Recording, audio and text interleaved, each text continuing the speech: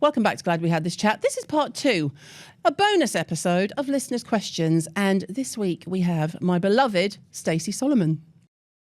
We've got a little bit of organisation, but then some fun parenting ones. Because I also think, I don't know if we're going to have similar parenting styles. It could be quite fun. I bet we have. I'm going to start with one that I'm just going to jump into because I've experienced this a lot. What do you do with a manky teen? My son doesn't wash or change his pyjamas without me nagging him.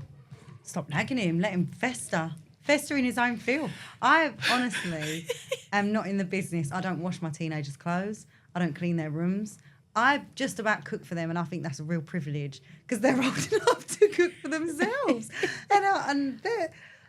Zach, my eldest, now that he's trying to present himself to friends and other potential better friends, I think he's got much less lazy with his morning routine, but let him be lazy. You're only teenagers once. Literally, for a couple of years, you're going to be soapy. That soapy kid who never washes. All right, fine. If that's what you want, that's what you want. Yeah, I used to do a lot of just please God, do your teeth.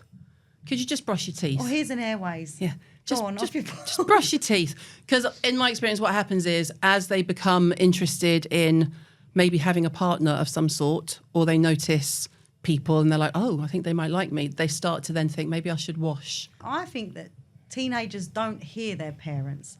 So I could say something 100 times, but if one of Zach's friends says exactly the same thing to him, always. He hears the friend, right? Always. So why am I wasting my time? Yeah. If he wants to go in with terrible breath, his mate's going to go, your breath stinks. Yes, and then he'll think, oh, I need to do something. Exactly. Let them do the work for you. Sometimes you're just talking to a brick wall, there's no point. Exactly.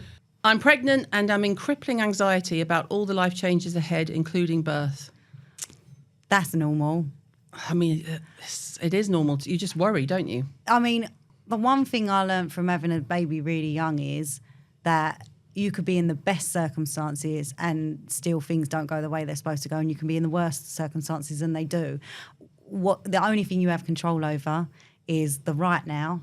So just enjoy that very second, and everything else will be what it'll be, and you'll work it out when it comes to it. But it is difficult. I would honestly suggest prenatal classes, speaking to your midwife loads. Also, make friends with other pregnant women. Yes, and also there's services available. When I had Zach, I got really bad postnatal depression. When I had Rex, I flagged to my midwife that I had previously had postnatal depression, and I was worried about getting it again. So they put me on a perinatal mental health service pathway, which is something that all NHS midwives should offer. Yeah. And you go on a pathway so that as soon as that baby's born, you get a perinatal mental health nurse check in. So make sure you do that because you deserve it. You're entitled to it. And it's a really good support system to have. There you go. And I would just say, like you say, it's going to happen. There's only so much you can control. Control what you can, and you can't stress about what you can't. Let go of the rest. You can't. How can I motivate my husband to do more than the bare minimum with the kids? I'd like to convince my husband to do more than a bare minimum with the house. But when it comes to the kids... He's in there. Oh, he's so good. He's so good. He's really an amazing dad. I think, because Jim's the same, he's hands-on. And he's a hands-on granddad too. We've got one of each, and the boy is obsessed with men. His dad, his granddad, his uncles. Not that bothered about his mum and his nan, to be honest. Whereas Nova's just like, nanny, mummy. And so Jim he's got no choice. I just throw the baby at him. Yeah. And he's just like, I'm tired. I'm like, oh, happy days. But I think I think it also says a lot about how you've set up the relationship from the beginning.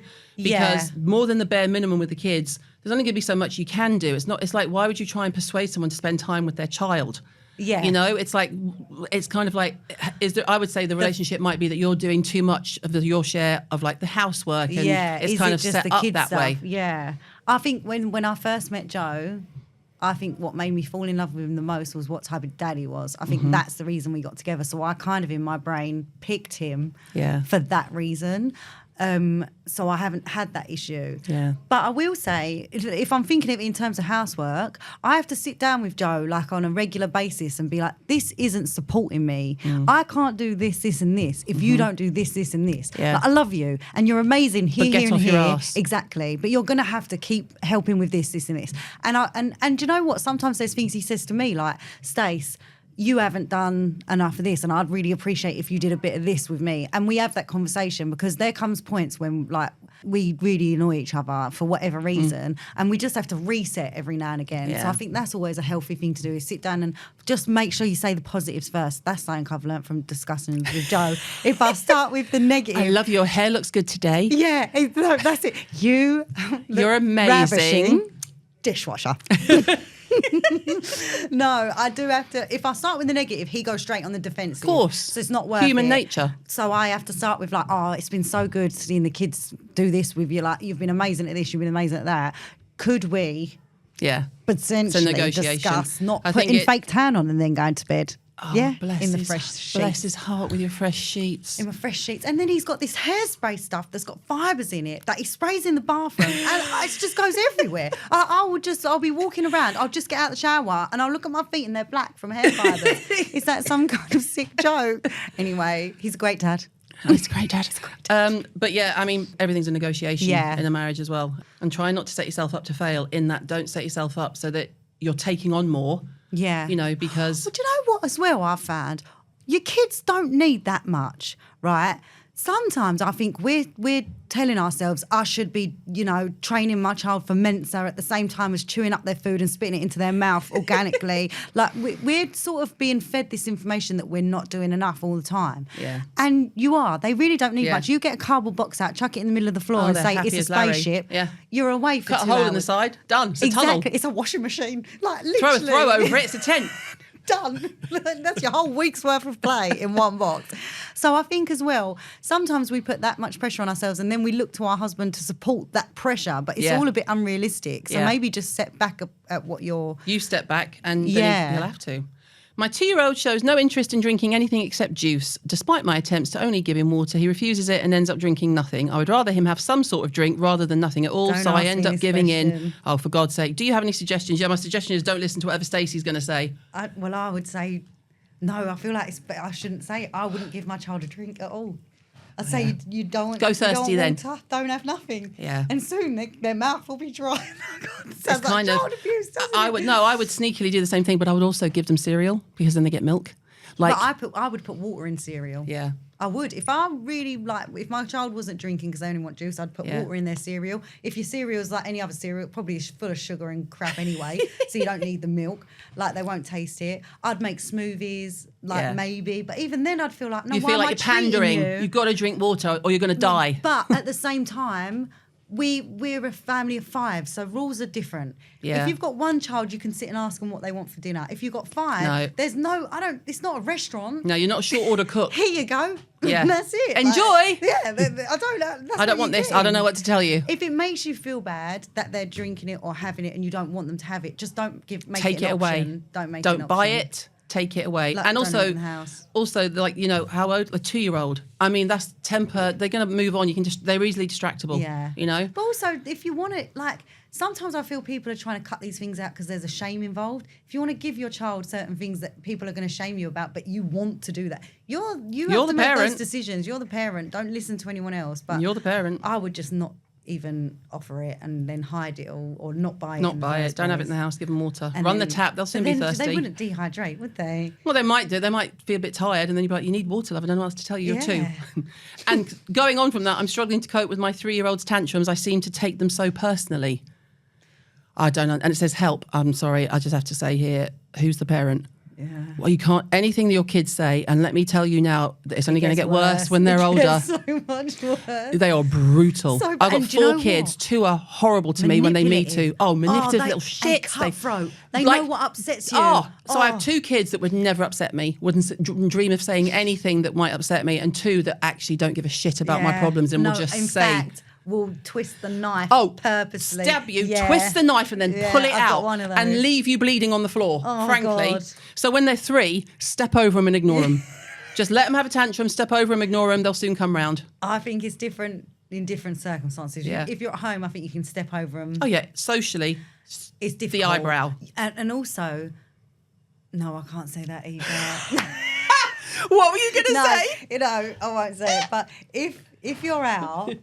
You've got to have a silent signal that is so obvious that you're at your very most upset. This is why we can't have Botox. at the end of the day, that's humiliating for them as well as you. So actually, a lot of the time when you're screaming at them in the streets and everyone's watching, they end up getting worse because they're humiliated. Oh, I just pick them up and walk off. Yeah, I've done that. If they're small enough, drag, whatever. I've had kids dragged by a leg. Oh, it's coming. I've dragged kids by the hood. I've dragged kids by a leg. I think they soon stop. It just happens. I feel the more people have open discussions about it, like I'm not. It's not something I would share of it happening with my kids. No. But if you can talk about it, you think, oh, good, I'm not the only one. And then it's less daunting when it does happen, and you've got a bit more power over it. It's quite funny seeing like us as parents versus grandparents, because as parents, I was always like, it's this and it's this and it's this, and with Nova, I'm like, do you want a treat? Don't you hate that though? And I'm like, yeah, well, what do you want? Didn't you hate that from your parents? Well, yeah, but they weren't. Yeah, I mean, but my mother-in-law was always quite. She would just do what we wanted. She'd be like, oh, we can have a little bit, love. You know, have a little bit of that. And she was never the top. Whereas I'm just like, whatever she wants, just like give. See, I find that really difficult. So now they're like, no more illegal snacks. I'm like, okay. So we had them at the weekend, and I was very good. I moved I call it the bottom drawer. I moved all the bottom drawer into the utility out the way, and said to Jim, if you need any of your shit. Because he keeps jelly babies because he's type 1 diabetic. So I'm like, go and get it and don't bring it out. And they had not one illegal snack. I did very well, Stace. It's so interesting hearing it from a grandparent, though, because I think as a mum, you just think that's the only perspective, don't you? But actually, really, all you want to do is have that relationship where you can be more exciting and give the treats and not be the parent, because you've done the parenting part. You've done that. So I get it. Maybe it made me a bit more empathetic with my parents, because I'm always like, why are they still awake? And why have they had this? And did you give them juice? And actually, really, when I listen to how excited you get about giving them those snacks and stuff, so I think, Well, Nova said to her mum, Mummy, let's play. You be me, and I'll be Nanny. And I was thinking, why are they telling me this? What's she done to me? So Lily, my daughter-in-law, goes, oh, hi, Nanny, can I have a treat? She set me up, literally set me up. Nova goes, I mean, she's 3, threw me straight under the bus. Nova went, come on then, but don't tell Mummy and Daddy, what do you want? I'm like, you little cow. It's like, right, that's it now. I'm never saying that again. I'm done. My 15-year-old daughter refuses to get out of bed and get ready for school in the mornings. Every day results in arguments, and I'm losing my mind. What is your best bit of advice to get through the teenage years? Xanax. Do you think? Teenage girls. I've never actually had a Xanax. I've just always wanted one. One of mine didn't want to get out of school at one point, and I would say that it's worth investigating why. Oh, because most obviously 100% why. Do want to go to school. Trust you to be like intelligent and realistic. No, but just I would say like when I was at school, I couldn't wait to get out of my house and go to school. Yeah, couldn't wait. Yeah, I was like, all my friends are there. Yeah. We can go behind the bike sheds and smoke and get a bottle of White Lightning after school and go over the park. That was life to me. Yeah. It was so exciting. And Ava was the same and I was the same. I love going to school, but the boys not so much. Yeah, funny. The boys not so much. But is that because maybe they're struggling with something, or is it because their mates, they've not got friends there? So I would always just look into that as to why, because it should be the best years of their life, the most carefree, fun time of their life. But then also they could just be a lazy teenager who can't be bothered. I think it's a mixture of both. If that is the case, I would just take them in naked. Not naked, but like in their pyjamas. If you're not going to get dressed. Off you go. You just go anyway, get in the car. This is the time we leave. I'm taking you as you are. Yeah. And I get them in the car. It's difficult because like all of ours have got ADHD. And so obviously with the older ones, it was undiagnosed because no one spoke about it. Yeah. And it was only one of Ava's teachers in like year 11 that was like, look, I think she might have ADHD because she's this, and this. And I was offended. I was like, how dare they think that? And then we did the quiz and it was like, Jim's like looking at me and I'm like, yeah, it's me. Oh yeah, that's me. And so... It's different in men and women, is it? Yeah, but it was the best thing that could have happened because I understood her more. The teacher's fantastic. She got extra time with her exams, but it made me understand like her personality in a nutshell and understand the boys because they obviously everyone's a different character. You know, you don't have 4 kids and they're all the same. Have you ever seen that TED Talk? It's called School Kills Creativity. Absolutely it does. Oh, my God. Yeah. Because there's one type of kid. Mm-hmm. There's only one type of kid that suits school. Yeah. The rest of them don't. Yeah. And there's nothing for them. And I've got one of those children, really thrives in that kind of academic environment that's structured, that's the same thing day in, day out, week in, week out. Great. It's wonderful for him. Like an absolute wonder. But then some of my others, I actually don't know with the little ones as much. They're too little. Yeah. But, you know, the other, no. he should have gone straight into a job or into some practical kind of apprenticeship and not been forced to take some of these archaic and some exams. of the classes they have to do. You know, it's just like painful. Oh, it's painful, especially when you're trying to fit a square peg into a round hole. And they've got to do, and everything's the same. It's all cookie cutter. And also, I'm like, are you joking me that the maths curriculum is still the same as 20 years ago when I went to school? You're still not teaching them APR and mortgages and practical maths and life that's maths. a reason. There's a reason they don't teach business, because God forbid working class kids grow up and know how to handle their money. Yeah, unbelievable. I hate it. I do think it's archaic and it needs a huge reform. And in so many areas as well, they keep banging on about, oh, don't let your kids use social media. So essentially it's the parents' fault if they get on there. No, I tell you what, let's all come together and actually make a class about social media. Yeah, let them use social media because that's how they communicate. Literally. You either let them or they're going to do it behind your back. And you know, make silly they say there's mistakes. a thing like Ava told me once, like every kid's got like 4, at the time it's 4 Snapchat accounts. The one your parents can see, the one your mates see, and the private, and the, you know, like the fun ones you have with your mates, and then the ones for like bezies. But even just things like, let's teach them how to create on there instead of consume all the time. Let's teach them how to make their algorithm a healthy algorithm instead of the ones where they're just looking at, you know, all of these dark shit in the their internet newsfeed. ain't going away. It's so not. all this prehistoric nonsense about never give your kid access to an iPad. It's unbelievable. How do you think they're going to communicate? It's unbelievable. And how do you think their jobs are going to go? Because it's all going to be on tech. It's all going to be on tech. It's just, I just look at the school system and it's antiquated. Upsetting. And the teachers aren't supported and the staff ideas. Yeah, by the way, none of this is about the teachers. No, they're not supported properly. They come in with ideas. I know that some of the teachers at our schools I've spoken to them. They've come into the schools with different ideas and methods, and they are just pushed away. They can't do it. They can't even reform it, even if they wanted to. It's all down to the government, and the government don't care. No, they do not care really about don't. the state school Look, system. We're back to politics. Right, let's move on. We're going to get cancelled. But again. The 15-year-old daughter, I would say, I didn't have that experience with Ava, but I did with the boys. Yeah. And like you do have to kind of say, is everything okay? Because a lot of times they don't want to tell you as well. And something's going on if they're not excited. The main thing about teenagers, like we were saying earlier, that's when they need you the most. People think it's like, oh, when they're older, I'll have freedom. No, you won't. No. You've got to be, I say, like, it's more important that my kids, especially through the teenage years, living in central London, they need to be more afraid of letting me down than impressing their mates. Yeah. You know? If I have to put the fear of God into them to do that, that's absolutely fine. Ben got married last year and a few of his mates were there and I hadn't seen him in a while, and one of them went, hi, Mrs. Hirons. I was like, Mike, I've known you for 20. You can call me Caroline. He was like, oh, no, I absolutely can't. And he went, I'm still absolutely terrified of you. I was like, don't be silly. And I gave him a big hug and he was like, no, I really love you, but I'm more scared of you than my mum. And I went, good, and walked off. Still got it. Last one. You're going to love this one. I desperately need your advice as my mother-in-law is a huge hoarder. Going to her house is like stepping into a time capsule that has exploded, and don't get me started on the kitchen. The hob is unusable as it's covered by pots, pans and utensils, 19 wooden spoons to be exact. I don't want to upset her, but any tips on how to politely intervene? Oh, that's really difficult. Even we struggle to politely intervene on sort your life out. I think hoarder is different to somebody who's got a lot of stuff. Yeah. So hoarder there's a real clinical, psychological problem, and they need therapy and help and support. If you're somebody or you've got a family member who just can't let go of things and just has a lot of clutter, I think probably the reason most people in that situation don't want to let go is because they don't know what's there. So your best bet is to start one place at a time, put it all out so they can see every single item from that space, and then say, what do you want and what don't What we're we going to need? keep and what can we give to someone who needs it more than you do? Charity. It's all about, so whenever I'm doing Sort Your Life Out, for me, when the families walk into the warehouse, they're like, is this all ours? I didn't know I had this. And then they'll find little gems in there where they're like, oh, I thought I'd lost this. And that's really all they care about. Yeah. The mountains All of the stuff on top of that, they can let go of. But they found this one thing that they thought might be that they didn't know was there. And that's what stops them from letting go of anything else. So you have just got to take that same mentality and apply it to small spaces. Find your first cupboard, empty it out, put it in little sections and go through it. And hopefully, one step at a time, you can